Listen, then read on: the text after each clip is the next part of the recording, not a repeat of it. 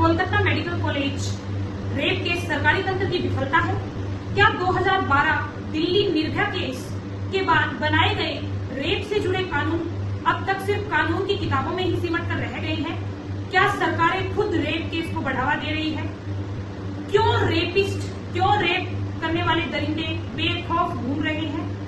क्या Kolkata medical college rape case सिर्फ medical विभाग के लोगों से जुड़ा हुआ है?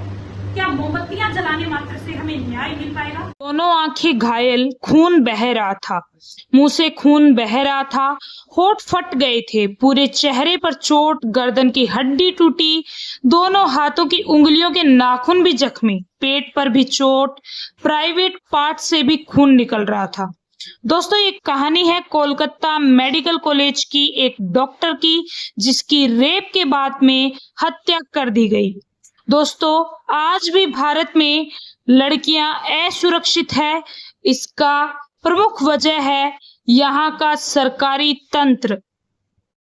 हेलो दोस्तों, मैं हूं पूनम चौधरी। आप मुझे देख रहे हैं लीगल फोकस पर। इन तमाम सवालों के जवाब आज हम इस वीडियो के माध्यम से डिस्कस करने वाले हैं। आज हम जानेंगे कि किस तरह भारत में रेप की केस बढ़ रहे हैं तथा हमारे जो कानून हैं वो उन्हें रोकने में नाकाम होते जा रहे हैं। दोस्तों, 2012 में दिल्ली के निर्भया केस की चीखें अभी समाप्त हुई नहीं थी कि पहले ही कोलकाता मेडिकल कॉलेज की मेडिकल स्टूडेंट डॉक्टर के साथ में इस तरह की घटना हो गई। दोस्तों, डॉक्टर जो स्वयं हमारी रक्षा करता है, उनकी रक्षा करने के लिए देश में शायद कोई नहीं है। डॉक्टर 36 घंटे नाइट शिफ्ट, डे शिफ्ट की ड्यूटियां करते हैं और उसके बाद उनके साथ रेप होता है और उनका मर्डर कर दिया जाता है। दोस्तों, डॉक्टर भगवान का स्वरूप होते हैं तथा हमें बचाते हैं, परंतु इस तरह की घटनाएं भारत में लगातार बढ़ रही है। इस सरकारी तंत्र की विफलता है। दोस्तों, 2012 से लेकर 2024 तक भारत में बहुत ज्यादा रेप के केस साल दर साल बढ़ते ही गए। 2012 में निर्भया हेल्पलाइन लॉन्च की गई, निर्भया फंड लॉन्च किया गया। इसके अलावा रेप से जुड़े हुए केसों के लिए फास्ट ट्रायल की व्यवस्था भी की गई, परंतु ये सब चीजें रेप को रोकने के लिए नाकामयाब होती हुई। दोस्तों, ये घटना 2012 से शुरू होती है, जब पूरा देश दिल्ली में हुए रेप की घटना के बाद निर्भया के न्याय के लिए जुट गया था। 2012 से 2024 तक लगातार रेप के केस बढ़ना हमारे सरकारी तंत्र की नाकामयाबी को शो करता है।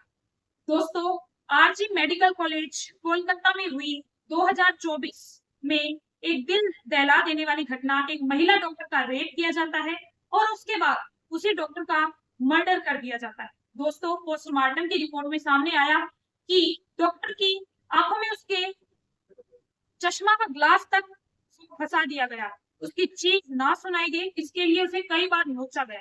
दोस्तों, ऐसा देखकर कितना दर्द हुआ होगा उस महिला को।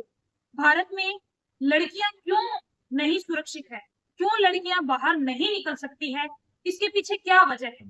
दोस्तों, ऐसी घटनाएं ही इस चीज की वजह है कि भारत में लड़कियां अशिक्षित है, क्योंकि माँ बाप को हमेशा इस तरह का डर बना रहता है और हमारी सरकारें आती गई जाती गई, परंतु रेप को नाकामयाब करने में सभी सरकारें विफल रही। दोस्तों, आज हम बात करते हैं 2024 में आरजी मेडिकल कॉलेज कोलकाता में हुए केस के बारे में। दोस्तों, दिल्ली में निर्भया केस हुआ था 2012 में। उसके बाद में बहुत सारी निर्भया हेल्पलाइन लॉन्च की गई, फास्ट ट्रायल लॉन्च किए गए, निर्भया फंड की व्यवस्था की गई तथा प्रत्येक महिला की सुरक्षा के लिए प्रत्येक जिला होम भी बनाए गए, परंतु फिर भी 2012 से लेकर एक आंकड़े के अनुसार 2024 तक हर 25 मिनट में भारत में एक महिला का रेप होता है। दोस्तों, रेप की घटनाएं भारत में नई नहीं है। भारत की महिलाएं आज भी असुरक्षित। दोस्तों, इसका मुख्य 3 वजह है। इसके लिए 3 वजह। पहली वजह जो है कि वुमेन्स को ही गलत ठहराया जाता है, यानी कि हर रेप केस में वुमेन को ही विक्टिम बना दिया जाता है। इसका वजह बताया जाता है छोटे कपड़े, बाहर निकलना, क्या औरतों को जीने का हक नहीं है? ये सब कहकर ये समाज रेप की घटनाएं औरत के स्वयं के मत्थे मरती जाती है, जिससे ये रेप केस लगातार बढ़ रहे हैं। दूसरा इसका जो प्रमुख कारण है वो है रेपिस्ट को खुला छोड़ना। तमाम पॉलिटिकल रीजन की वजह से राम रहीम जैसे लोगों को भी हरियाणा चुनाव की वजह से जेल से रिहा कर दिया गया। दोस्तों, ब्रजभूषण जैसे लोग जिनका बहुत बड़े बड़े गोल्ड मेडलिस्ट लोगों ने विरोध किया, परंतु ऐसे लोग एक दिन भी जेल में नहीं गए। इतनी बड़ी लेवल की महिला पहलवानों द्वारा इसका विरोध किया गया, परंतु उनकी बात को किसी ने नहीं सुना। इसी तरह आए दिन रेपिस्ट को जमानत पर रिहा कर दिया जाता है तथा जिन लड़कियों के साथ वे दरिंदगी करते हैं उन्हीं के सामने ऐसे रेपिस्ट, ऐसे दरिंदे लोग बेखौफ घूमते रहते हैं। क्या गुजरती होगी उस महिला पर, क्या गुजरती होगी उसके परिवार पर, जब उन्हीं की बच्ची का कातिल उनके आंखों के सामने घूमता है, उन्हीं की बच्ची का इज्जत लूटने वाला उनकी आंखों के सामने घूमता है। ये सबसे बड़ा यहाँ अगर कोई भी वजह जो सामने आती है वो है राजनीतिक कारण। राजनीतिक कारण को देखते हुए सरकारें महिलाओं की परवाह किए बिना अपने अपने हितों को साधने का प्रयास करती है। इसके अलावा एक प्रमुख कारण यह भी रहा है कि इंटरनेट के माध्यम से महिलाओं के लिए भ्रामक चीजों का प्रसार करना, जिसे एनिमल जैसी मूवी, कबीर सिंह जैसी मूवी, जिन्होंने माँ बहन की गालियों का नॉर्मलाइजेशन कर दिया है। दोस्तों, इनसे वॉयलेंस बढ़ी है। महिलाओं के लिए महिलाओं की छवि खराब करने वाली चीजें प्रसारित करना भी कहीं ना कहीं रेप का भारत में प्रमुख कारण है। दोस्तों, इसके अलावा एक चीज यह भी आती है, क्या मोमबत्ती जलाने से हमें न्याय मिल पाएगा? दोस्तों, एक बात आपने सुनी होगी कि मोमबत्ती जलाना हमें किसने सिखा दिया? मोमबत्ती जलाना हमें किसने सिखा दिया? ये वही भारत है जहां औरतों के सम्मान के लिए महाभारत और लंका जला दी जाती है। दोस्तों, यदि हम सभी लोग मिलकर अगर ठोस निर्णय नहीं लेंगे तो ऐसी स्थितियां बढ़ती जाएगी और महिलाएं बहुत ही ज्यादा घरों में सिमट कर रह जाएगी। दोस्तों, भारत एक अविकसित देश है, यानी कि वो अपनी विकासशील पोजीशन में है, अपना विकास कर रहा है, और ऐसी चीजें जो महिलाओं को दबाने वाली है, ऐसी चीजें भारत को अविकसित बनाने की ओर संकेत कर रही है। दोस्तों, अब एक सवाल ये भी उठता है, क्या Kolkata medical college rape case सिर्फ मेडिकल के लोगों से जुड़ा हुआ है? जी बिल्कुल नहीं दोस्तों, ये मेडिकल के लोगों से नहीं जुड़ा हुआ।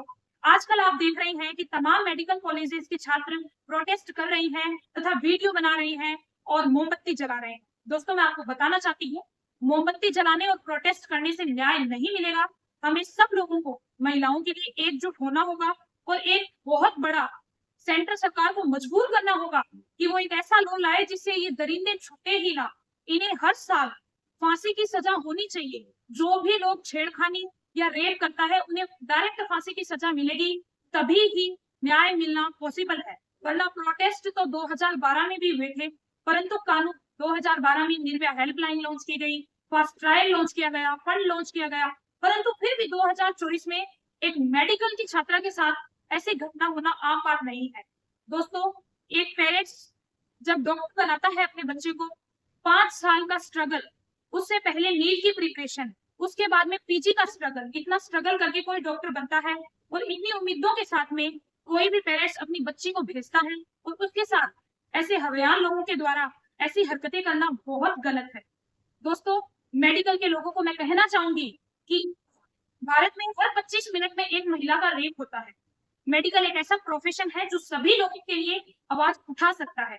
इसलिए मेडिकल से मेरा यही सजेशन है कि जैसे भी कोलकाता रेप केस के लिए डिमांड कर रहे हैं, वैसे डिमांड हर एक आम महिला के लिए करें, हर एक आम महिला के लिए प्रोटेस्ट करें, तो धीरे धीरे ये छवि जरूर बदलेगी, धीरे धीरे हमारा भारत जरूर बदलेगा तथा सरकारों को झुकाने का प्रयास हमें करना पड़ेगा।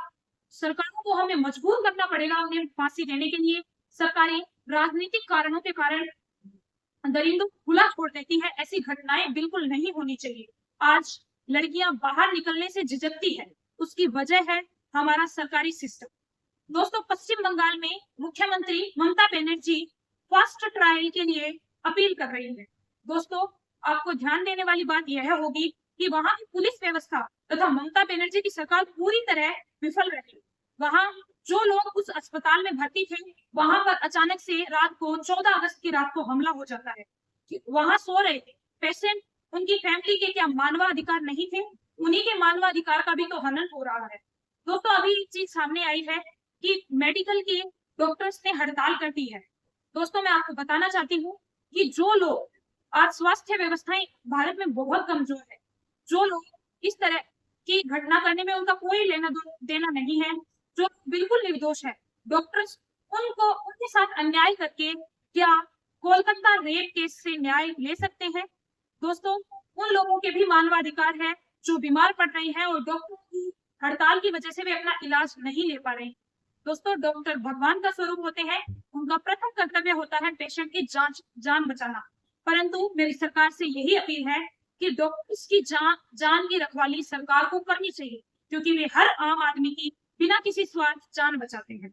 दोस्तों, इसलिए यही बात है कि प्रत्येक महिला जिसके साथ भी ऐसी घटना होती है, उसे खुलकर सामने आना चाहिए तथा ऐसे दरिंदों को सख्त से सख्त सजा का प्रावधान करना चाहिए तथा हमें मोमबत्तियां जलाकर नहीं, बल्कि एक वाइड लेवल पे पूरे देश को एकजुट होकर ऐसे दरिंदों को डायरेक्ट फांसी की सजा दिलवाने का काम करना पड़ेगा, तभी ये रेप केस रुक पाएंगे। वरना 2012 में भी प्रोटेस्ट हुई थी, निर्भया की हेल्पलाइन बनी थी, फास्ट ट्रायल भी हुए थे, फंड भी हुए थे, फिर भी 2024 में डॉक्टर जैसे प्रोफेशन यानी कि मेडिकल कॉलेज की छात्रा के साथ में ऐसी घटना होना क्या सरकारी तंत्र की विफलता को नहीं दर्शाता है? Thank you very much.